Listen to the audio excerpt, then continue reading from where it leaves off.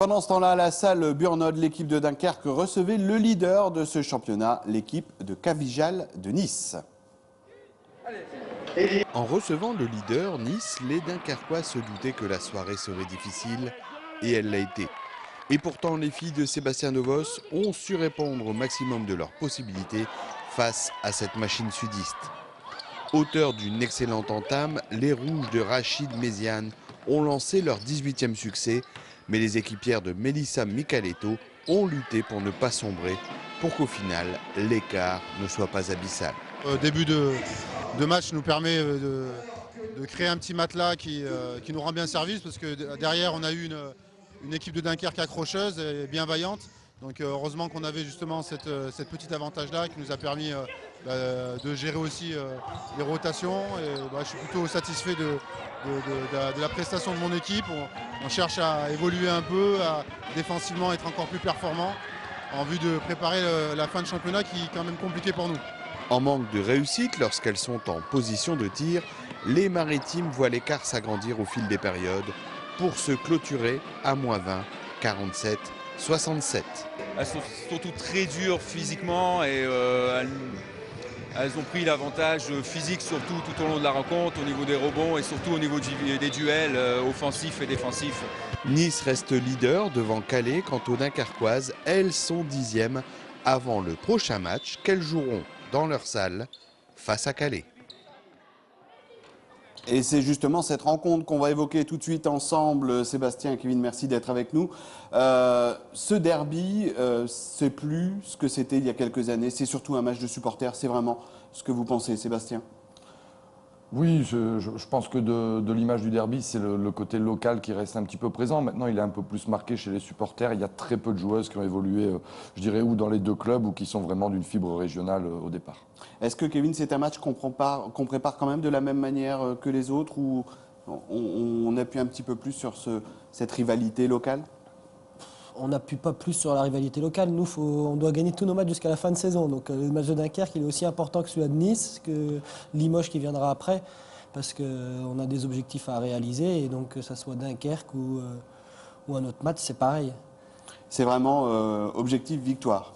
Ah ben, pour que ça soit pour les deux équipes, je pense que l'objectif, elle est forcément de la victoire. Oui, bien sûr. Et après, nous, avec les résultats qu'on a actuellement et les ambitions qu'on a, forcément, on prend tous nos adversaires au sérieux, parce qu'on a bien vu qu'on est capable de faire des faux pas. Il y a 15 jours, une semaine à La Roche-sur-Yon, ça nous est déjà arrivé, donc on fait match après match et on prend tout le monde au sérieux. Justement, dans quelle forme le Calais, le club arrive dans cette rencontre?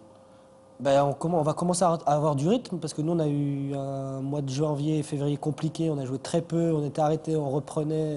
Et donc là, on va commencer à retrouver un peu de rythme. Donc, ce qui va être bien pour nous. Après, il va falloir gérer les organismes, parce qu'on va enchaîner beaucoup. Mais on était assez pressés de retrouver cet enchaînement de matchs. Sébastien, pour vous, c'est une période difficile pour le club, parce que vous affrontez vraiment les cadors de cette Ligue 2. Oui, tout à fait. Je crois qu'on a eu l'opportunité de recevoir Nice et puis on a pu se mesurer à l'équipe qui est actuellement leader. On a pu voir un petit peu les manques qu'on avait par rapport à ce type d'équipe. Calais, c'est l'équipe qui poursuit Nice, qui tente de les rattraper, et on est un petit peu sur la même dynamique au départ. Voilà, la seule chose qui est positive, c'est qu'on a récupéré tout notre monde et qu'on va peut-être pouvoir faire une semaine d'entraînement un peu plus normale que ce qu'on a vécu dernièrement. On s'est aperçu, quand on a observé le calendrier des matchs, que vous avez toujours une semaine d'avance sur l'adversaire par rapport à l'équipe de Calais. Qu'est-ce que ça vous permet d'avoir des contacts, de pouvoir donner des renseignements justement aux Calaisiennes? Oui, sur la première partie de saison, on a travaillé avec Kevin de manière à pouvoir lui fournir les vidéos puisqu'il rencontrait les adversaires dans la foulée.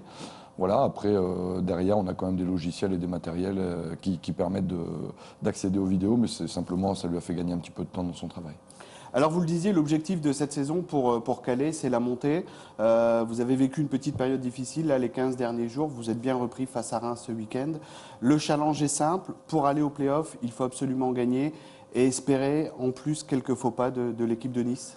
Ah ben, il faut forcément espérer déjà un faux pas de Nice et que nous, on récupère le goal average pour pouvoir finir premier. Donc ça sera contre le match de Nice, donc déjà, que vous jouerez dans 15 jours. Dans 15 jours, donc déjà on saura où on en est dans 15 jours. Après, nous, nos objectifs étaient dans les 4 premiers. Maintenant, en étant deuxième du championnat et en étant aussi près de la première place, on ne peut pas dire qu'on ne va pas jouer la première place. Ça serait se mentir, on est quand même ambitieux par rapport à ça. Après, on ne va pas parce qu'on n'est pas premier qu'on a fait une mauvaise saison. On aura fait une très belle saison.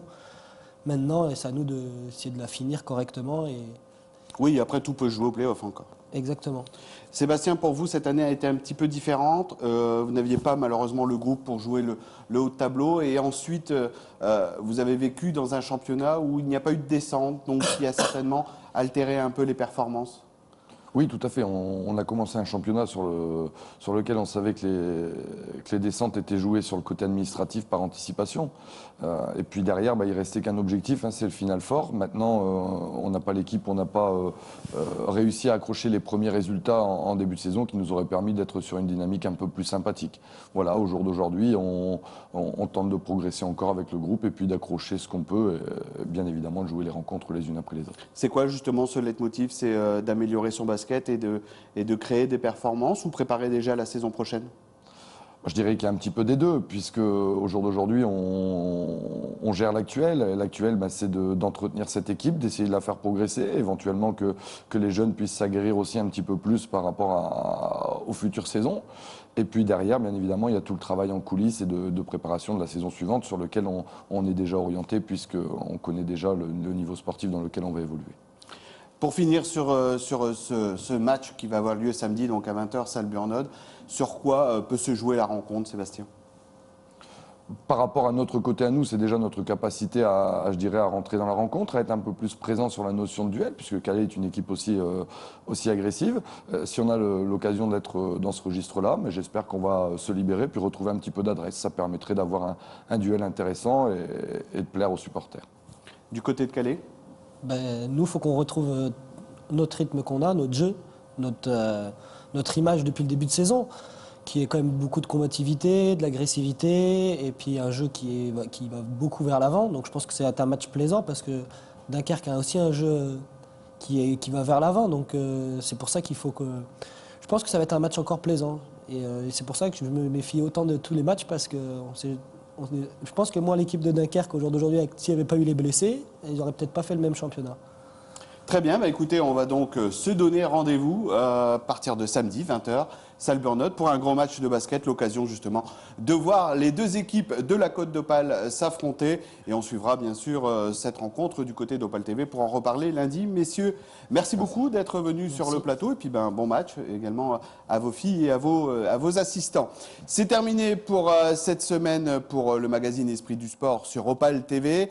On remercie du côté de la régie, bien sûr, les techniciens, à savoir Thomas Viard, Dorothée Langagne et Flavien Bellouti. Et on a pris l'habitude d'évoquer toujours les sportifs de la région qui ont été très présents et qui nous ont fait aimer le sport. Ce soir, on a une pensée pour André Daconce-Sao, qui est le fondateur du club de la Stella, et pour le footballeur également, Grégory Thiel, qui a fait les grandes heures du côté de Boulogne. On se retrouve lundi prochain à 19h30 pour un nouveau magazine d'Esprit du Sport. Bonne semaine. Salut.